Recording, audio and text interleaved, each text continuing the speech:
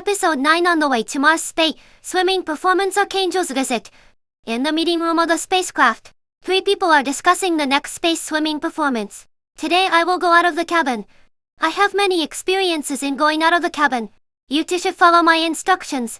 And any unsung zoo monitors the speed and direction of the spacecraft. MUI Guangwu pays attention to the surroundings and does not let others intrude and interfere. The Daluji Guang said. The Daluji Guang can't go out. Not to mention that there are only 2 of us left. We are not familiar with the spacecraft, and it will be difficult to deal with if there is trouble, said MUI Guangwu. We can't rule out that there are people with bad intentions on the spacecraft, and that person will definitely take advantage of you outside the cabin to attack. That person should have accomplices. The 2 of us should have no problem simply dealing with them, but we have to distract ourselves to prevent his accomplices from taking the opportunity to sabotage. If the speed and course of the spacecraft are affected, you will be left in space. I can't agree to take this risk. Tender broadcast that the astronauts are too tired, and the space swim will be cancelled. Now it seems that we may have been a bit hasty in arranging this project. And An Samzu said, it's not that serious. I can just go out of the cabin. MUI Guangwu said, that won't work. This is not the satellite's orbit around the Earth. This is a transfer orbit between celestial bodies. And it is a performance without a safety rope. Once there is an accident, people will really be lost in space. You have never had the experience of going out of the cabin under such conditions. And An Samzu insisted. I have done simulation training many times, said MUI Guangwu. Simulation training and actual combat are completely different things. And An Samzu retorted. Everything has a first time. You 2 are on the ship. Is there anything more reassuring than this? MUI Guangwu insisted. If you must go out of the cabin, I will go out with you. I will not let you go out alone, said An Samzu. It is definitely not okay for An Samzu to go out. You have even less training experience. Besides, I am left alone. You are more reassuring than I am, said Daluji Guang. An Samzu. Please stop making trouble. Please, said MUI Guangwu. I am not making trouble. I am serious. If MUI Guangwu goes out of the cabin, I will go with him. There is no other choice. No one can persuade me. Otherwise, let's follow An Samzu's opinion. I will make a broadcast to cancel it. I am also a little uneasy about MUI Guangwu going out, said the Daluji Guang. Please give me a chance. Okay? MUI Guangwu said. An Samzu. We have been classmates for so many years. But you still don't know that my only advantage, that I am lucky. MUI Guangwu said. The Daluji Guang said, if it is MUI Guangwu who goes out of the cabin, and An Samzu, you will be responsible for monitoring the speed and heading of the spacecraft, and I can wear the spacesuit and standby. In case of any accident, I will be ready to go out of the cabin for rescue at any time. The Daluji Guang looked at An Samzu and said, I will bring more jets. No matter what happens, I promise to bring MUI Guangwu back to you intact. You 2 are outside. If someone attacks me, how can I deal with it? And An Samzu said, I don't have confidence. Just tap him with a sword. The Daluji Guang said, you are still a little short of chopping the spacecraft. But chopping the 1 sword is enough to make them disappear into ashes. The Daluji Guang said, let's call Hisheng Bayan to help. MUI Guangwu suggested. 1 more person is always good. Bang, bang, bang, the sound of knocking on the door. And An Samzu opened the door, and 2 young white women rushed in without waiting for An Samzu to ask, who are you? Sorry, we have met, but I can't remember your name for the moment. What can I do for you? The Daluji Guang asked. Let me introduce myself, said the petite woman. I am the granddaughter of the Prime Minister of Sky Island. My name is Sophia. She is the granddaughter of the President of Amiga Continent. Her name is Athena. We are very good friends. Welcome, Miss Sophia and Miss Athena. It is an honor to host you on the spacecraft. The Daluji Guang said. I will reserve the best VIP seats for you 2 at the dinner. Please allow me to toast you to a glass of wine when the time comes. We are not here for that. Athena said. We are all astronauts trained by the Amiga Continent Space Agency. We heard that you are going to swim in space, so we came here. Please let us participate in your activities. You are very welcome. You 2 will be with us for a while. You can watch and protect the astronauts who leave the spacecraft up close. MUI Guamu said. No, we are not here to watch. We want to borrow your spacesuits and go out with you. Athena said. Your space swimming alone seems lonely. And with one of us, it becomes a space ballet for two people. Isn't it more interesting? That won't do. And Enion Songzu hurriedly stopped him. It's too dangerous to go out of the cabin. This is not something you two princesses should do. Bidalu Jiguang also said, Princess, just stay on the ship with us to guard together. It's really too dangerous to go out of the cabin. Before we came, we had already made up our minds that even if an accident happened, it would be our own responsibility and it had nothing to do with the spacecraft. Athena said, Please rest assured. I will ask the press corps witness. I will go out of the cabin alone with one of your people. Athena pointed to her companion. She will stay on the spacecraft on standby, so that everything will be safe. You are very thoughtful. Bidalu Jiguang said. Then, I will give you a special right to choose. Who do you want to go out of the cabin with? It would be my life's honor to go out of the cabin with you, Athena said. But according to the rules of our Emega continent in their sky island, the captain does not leave the warship. This young man MUI Guamu has seen you and my colleagues on the International Space Station on TV. She looked at Enion Songzu. This miss. Enion Songzu really wants to go to space with you. Please give me a chance. Next time we will take the spacecraft of the Emega continent together and go out of the cabin together. This time, I choose your handsome boy to go out of the cabin with you. Do you mind? Why would I mind? And Enion Songzu said. In that case, let's make it like this. Bidalu Jiguang said. Please rest assured. Princesses, we will make all the preparations. Well, thank you very much. We'll take our leave first. And we'll have to prepare when we go back, Athena said. And the two of them left the house. MUI Guamu stood up, opened the door and chased them out. Princesses, please wait a moment, he said. Did you bring a military attach with you this time? Athena said. We all have military attaches with us. Then, can we bring them with us and let them stay on the ship with our captain? MUI Guamu asked. I see. No problem. The two women answered at the same time. You have to be a little more graceful when chasing a woman. Seeing MUI Guamu enter the house, and Enion Songzu said, What are you whispering about? What are you thinking about? MUI Guamu said, sitting down, telling the two princesses about asking each of them to bring a military attach. This is considered to be perfect. The turret of the main gun. Bidalu Jiguang turned on the microphone. Ladies and gentlemen, we will start the space swimming performance in a while. Let me introduce the astronauts who will perform for you today. The first one is familiar to everyone. The one wearing a blue and white striped spacesuit is our team's astronaut MUI Guamu. He will be launched into space by this main gun. He checked the scabbard of MUI Guamu hanging on the spacesuit, drew out the sword, tried it, tied the sword to the spacesuit with a safety rope, and pointed to the backpack behind MUI Guamu's spacesuit. This backpack is a single-person thruster that allows astronauts to move freely in space. The second is today's special guest. The one wearing a red and white striped spacesuit is Ms. Athena. She is the granddaughter of the president of the Omega continent and a professional astronaut. Ms. Athena will enter space from the hatch. The third and special guest of today is Ms. Sophia, who is wearing an orange spacesuit. She is the granddaughter of the Prime Minister of Sky Island and a professional astronaut. Sophia is also a good friend of Ms. Athena. She pointed at Sophia in a spacesuit and said, Miss Sophia's mission is to wear a spacesuit and stand by at the hatch of the spacecraft, in case of an accident to the astronauts in space. Miss Sophia will provide rescue at the first time. Please give a round of applause to the three astronauts who performed for us, especially Miss Sophia, who is in charge of monitoring and rescue missions. The three astronauts raised their hands to greet the people, and the passengers on the deck burst into applause. Next, we can spend 5 minutes answering everyone's questions. Please raise your hands if you have any questions. Will there be a rope connecting the spacesuit of the astronauts who leave the cabin to the spacecraft, in addition to the astronauts on standby for rescue? What other measures are there to ensure the safety of the astronauts who leave the cabin?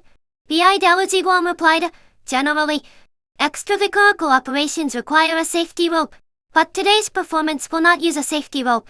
The vacuum of the universe outside the spacecraft is full of dangers, but we have many measures and plans to deal with dangers. She pointed to the muzzle of the main gun.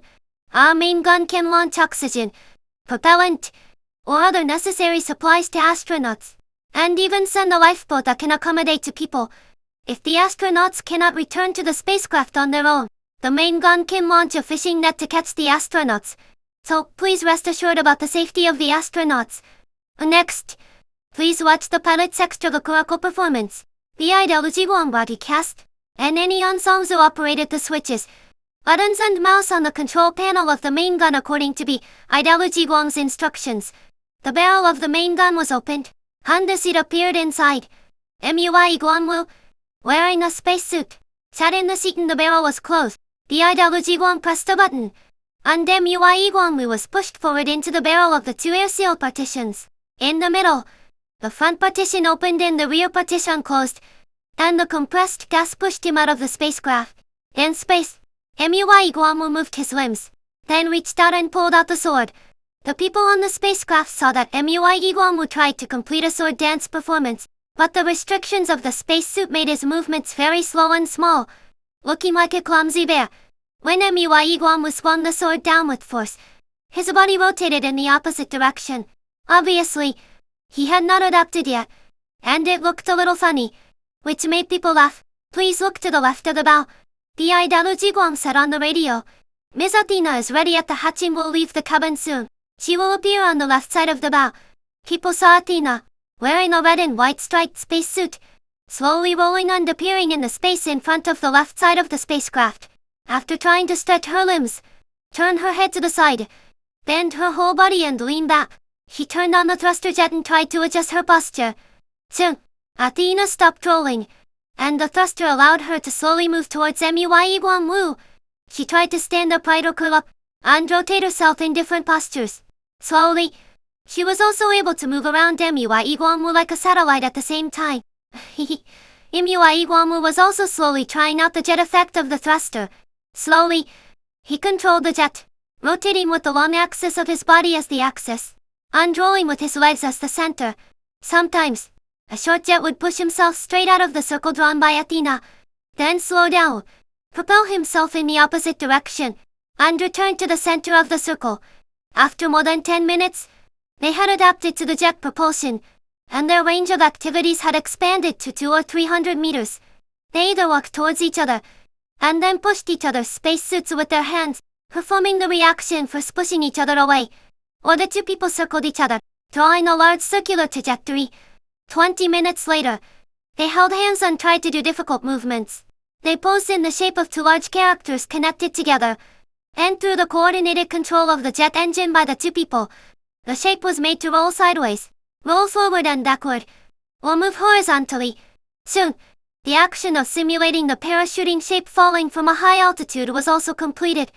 Then, they began to perform a double dance in space, with two people holding hands or one hand, spreading their bodies, and simulating the dance in a large rotation. Action, or suddenly approach each other, holding each other's hands with both hands, showing that the originally slow rotation has turned into a rapid rotation. The LaoDi saw that MUI Guanwu was in front of his body, holding Athena, who was leaning back, and the two of them posed in a graceful ballroom dance. In the wireless communication machine, MUI Guanwu heard that the audience on the spacecraft was applauding and cheering. He lowered his head to look at Athena, who was also looking at him. Through the eyepiece of the spacesuit helmet, they looked at each other. At that moment, MUI Guanwu suddenly realized that facing there is no man who can remain calm when facing such a beautiful Athena. Unlike any Songzu and LaoDi, the curly hair of Athena in front of him is like a waterfall. The dignified face, the eyes under the long eyelashes are like deep and clear spring water. The slightly pointed nose, the beautiful curves of the cheeks and the corners of the mouth, and the red lips make MUI Guanwu see the passionate and unrestrained burning flame of youth. It was only a moment of looking at each other. MUI Guanwu not only felt shocked in his heart, but also saw that Athena seemed to be immersed in a sweet dream. MUI Guanwu really felt that there is a kind of memory called eternity. MUI Guanwu and Athena did not notice the changes around them. Next to the turret of the main gun, Neon Songsu, who was watching the performance of the two people in space, suddenly widened her eyes and opened her mouth wide, unable to speak. With a horrified expression, she touched the arm of LaoDi, who was staring at the main gun control console, and pointed to the place where the two people were performing. LaoDi on the spacecraft saw that about 50 meters behind the two astronauts, Here looked like a large cloud, with a large mass of milky white diffuse light fog. In the light fog, more than a dozen winged little angels were clearly visible. The little angels looked only half the height of a person, with white feather-like wings and wearing white gauze-like clothes. They had the slightly childish faces of high school students, which made them look youthful and romantic. However, under their gentle smiles, their deep eyes also made people feel a little chilly. To be precise, they did not look like solid sculptures, but like bodies made of light itself. They did not feel heavy, but looked a little hazy and ethereal. There was a commotion among the audience on the deck. Little Jigong sounded the alarm. Go to the hatching, tell Sophia to stand by, not to act rashly, and to keep in touch at any time, she said to Eneni Onsongzu. Eneni Onsongzu took the sword and ran towards the bow. A flash of the main gun muzzle alarm caught Tamiwa Iguamu's attention. He turned his head and looked behind him. The scene in front of him made him wonder if he was dreaming.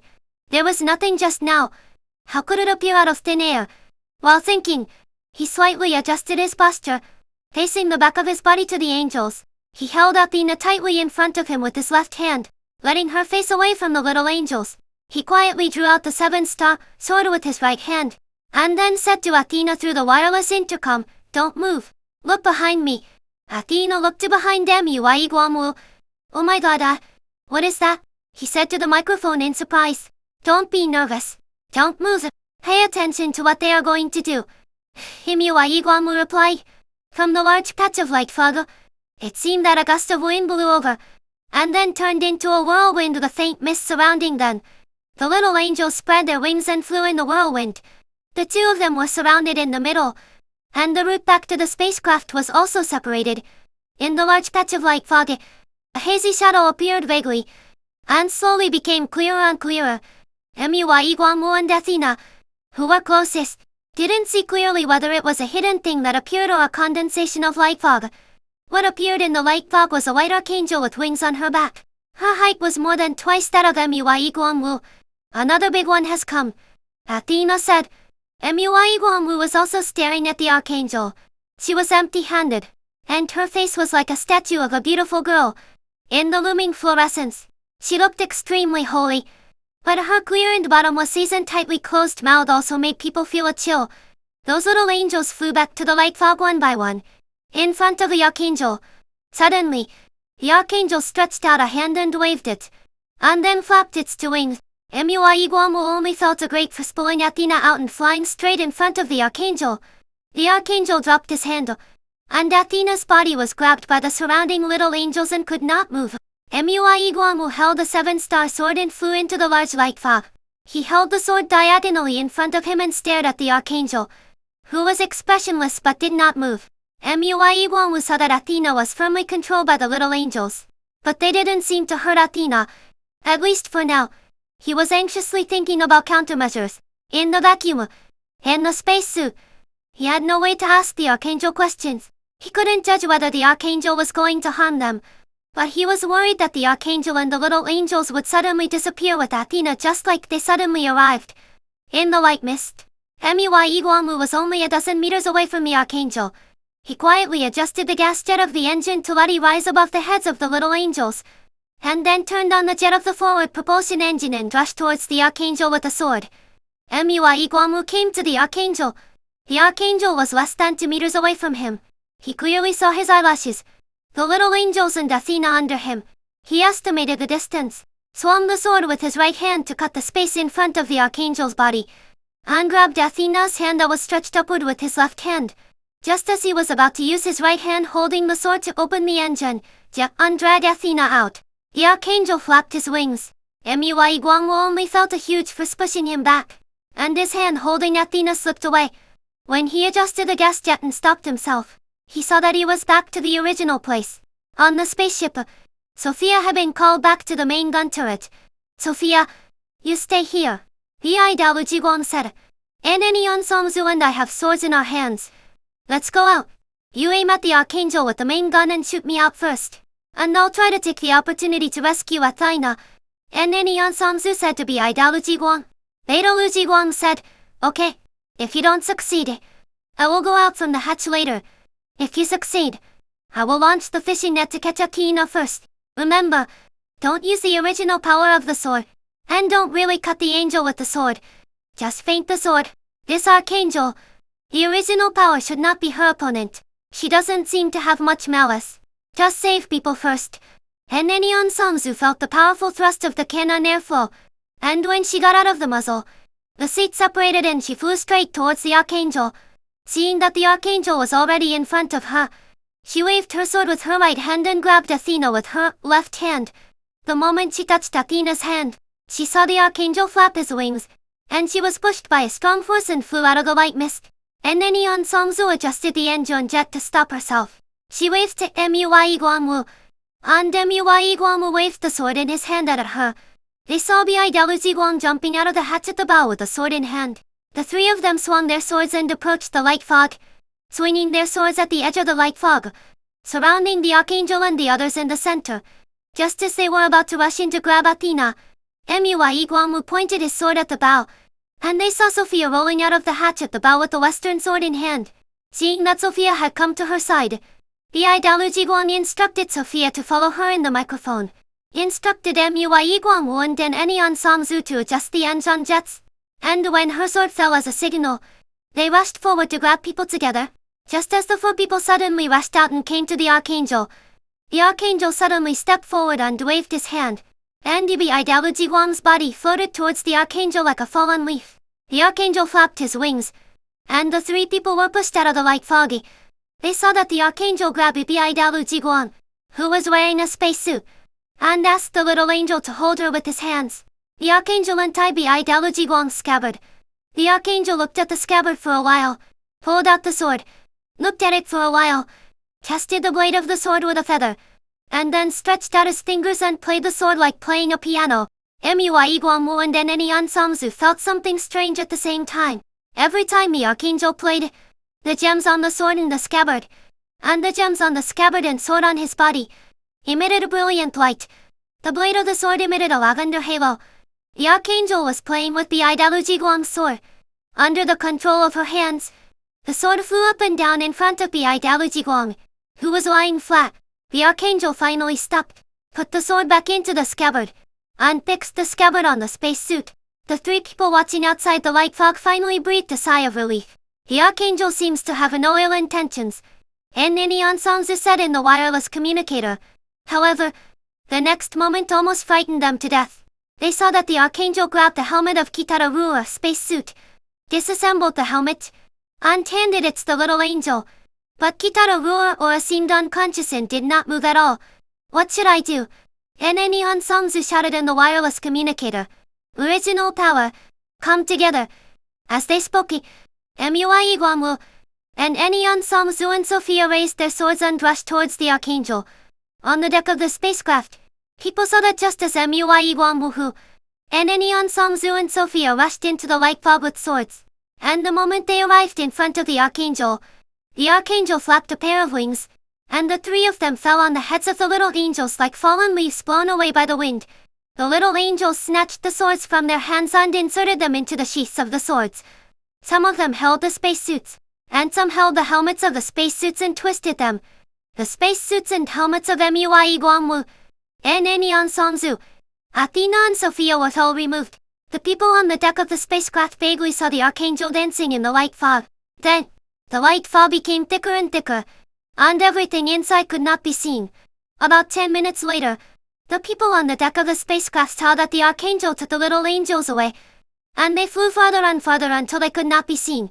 The large area of light fog gradually dissipated. The people who were originally desperate saw that the helmets of the astronauts were intact, were connected to the spacesuits. They cheered and gathered at the main gun turret. The two military attaches accompanying Athena and Sophia, as well as Hishan Bayoya, were all at the main gun turret. They tried to launch the fishing net, but found that the main gun did not move, and began to direct the crowd to find ropes separately. The two military attaches had already started to put on their spacesuits, ready to tie the ropes and go out of the cabin for rescue. Outside the spacecraft, the first to wake up was Bidou Ziguang. She wondered if she had a dream, but when she saw the astronaut, she believed that it was not a dream. She called them in the wireless communication and approached them one by one to check. A few minutes later, everyone woke up. They talked about what happened in the wireless communication and recalled their last memories. Their memories were still a little ambiguous, but it was certain that their helmets were removed, and they did not feel the loss of pressure or difficulty breathing. The milky white mist was rich in oxygen and could be breathed, but they all lost consciousness, like sleeping. It was also certain that the Archangels should not have any malicious intentions. Before the Archangels left, they restored their helmets and did not take their swords. The two military attaches on the ship learned in the wireless communication that LaoDi and his crew were all safe, and they immediately opened the spacecraft's access passage and stood by on one side of the spacecraft. The 5 astronauts to return to the spacecraft, and the two military attaches excitedly hugged each astronaut through their spacesuits. The first to discover that something was wrong were Athena and Sophia. The two military attaches who helped take off the spacesuits were surprised to see that the two of them looked 4 or 5 years younger. Here, people were also surprised to find that LaoDi and Songzu and Mui had also become much younger. They now looked like 19 or 20 years old. And Songzu seemed to remember something. "Come with me," she said, pulling LaoDi and Mui back to the small conference room. She closed the door, pointed at Mui and said, "You, sit on the sofa and take off your pants." Mui, who was at a loss, looked at LaoDi who was surprised, and turned his head to look at Songzu's serious face. "Are you okay? Do you have a fever? Let me call a doctor for you." Songzu stopped talking, pushed Mui down on the sofa, untied his belt, grabbed his 2 trouser legs, and pulled his pants down. Mui reacted, looked down at his thigh, and saw the gunshot wound.